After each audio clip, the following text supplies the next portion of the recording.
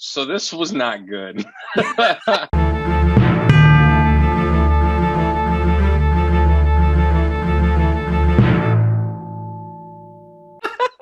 I will accept that. Which was All right. kind So of kind of disappointing considering the last one was at least a solid 7 out of 10, and I liked what yeah, it did with the story. I liked the last one. I thought it had a, like the whole thing was framed around like, hey, what if the character from the first one was like old and had a bunch of like Home Alone evil traps and fought Michael, and it paid off on that concept. Uh, Yeah. Also, you got to see her do stuff. yeah. So like, all right, all that was pretty cool. It sold itself on that premise and it delivered on that premise.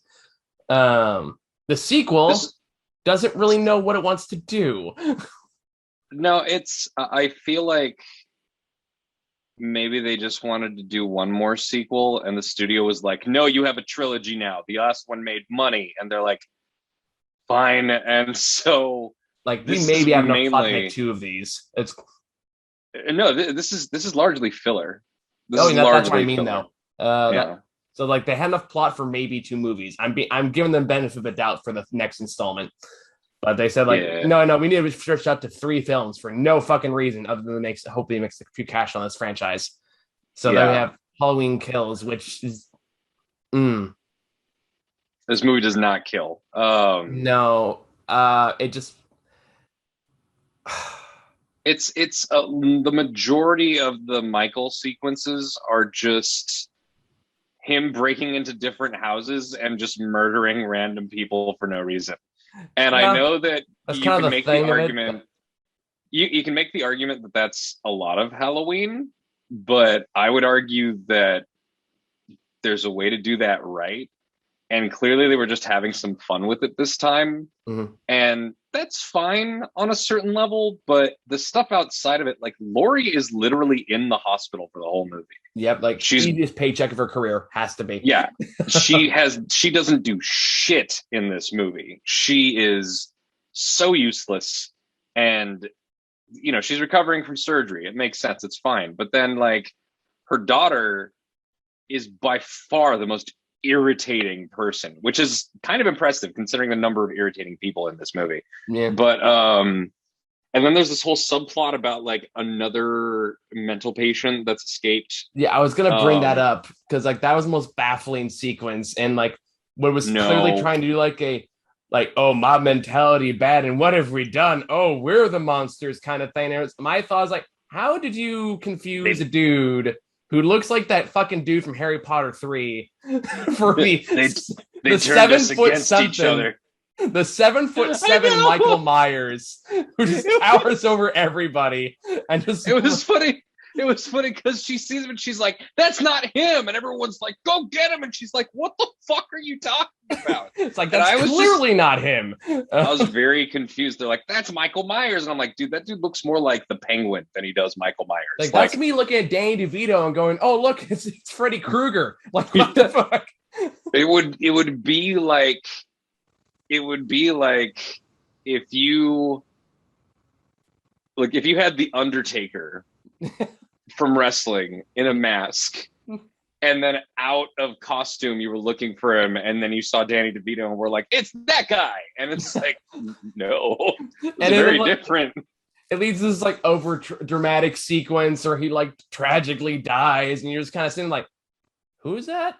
It's like, what was the point? I mean, you know what the point was. It hits you on the No, nose what the point of it is, but it's so it is not stupid and like subtle. out there, It and is it was not like subtle. doesn't really add anything to the movie. It feels like it's just padding out the runtime with like No, it is. supposed Yeah, commentary. Because at least the commentary in the last movie was kind of like a self-aware meta commentary, and like, no, like fucking Michael doesn't give a shit about this woman at all. He only went there because his doctor literally drove him there, and yeah.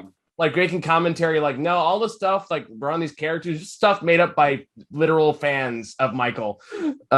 This one is also like, okay, like we're gonna reintroduce the ultra serious mythology of Michael, but really he just wants to go home. Like that's his entire motivation, the entire film. Yeah. Like they try to say like, oh, like he gets stronger the more he kills or something like that. It's like, sure, whatever. It's more like everyone's too lazy Dude, to double tap, you know? the whole idea that he transcends, like, uh I don't know. There's something about this where I appreciate him being kind of an invincible boogeyman, Mhm. but there are only so many times that that can happen before you're like, someone shoot him in the head. Yeah, like I Someone think shoot it's him in the really head. Someone cut his fucking head off. Someone do something where he is at least somewhat dismembered and then just be done with it. Do fucking zombie rules on this asshole. yeah. And the way that they leaned into that, this is, I know that some people had their problems with the Rob Zombie movies, but honestly, there's something about them that I really like. And that's basically that it just makes Michael like this fucking insane human. Mhm. Um, he's just a big dude who murders the fuck out of people, who is the product of a shit ton of abuse and system failure. Like it essentially demythologizes Michael Myers while still making him entirely a terrifying entity. And I really appreciated that. I did not like the Rob Zombie films, but I get your point. I rewatched Halloween 2 recently just to revisit it because it's on a lot of people's lists as a great one. And I still think I like the first zombie Halloween movie first.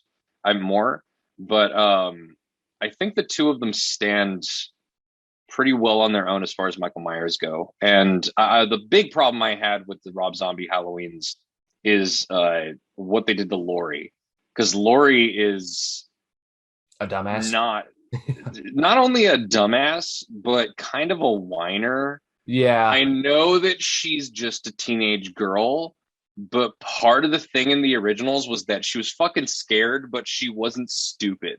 yeah. Like I remember the part Um, that I was screaming at my television because this is back when like I had to watch movies the old-fashioned way, where wait till they show up on TV. yeah. Whereas like I was watching, like you're in an open street with a serial killer behind you. Why are you running to the house with the children? I don't know. What was it?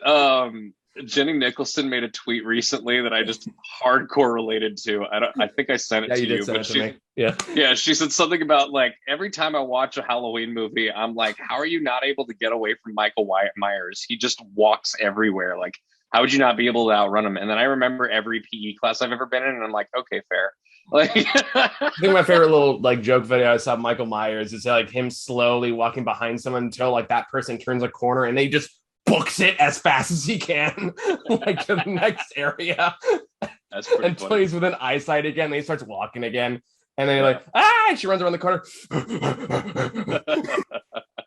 that's pretty good. But yeah, I don't know, especially having recently watched all of the Scream movies, Mm, like Scream 4 picked up 10 years after the other movies and was great. yeah. And I'm really looking forward to the new Scream movie that's coming out. Like, really looking forward to it. I'm a little And concerned it's a January movie. That concerns me, but I'm it, I'm curious about the writing team behind it. yeah, the guys making it are the ones who made Ready or Not. Yeah, So so I'm gonna see it.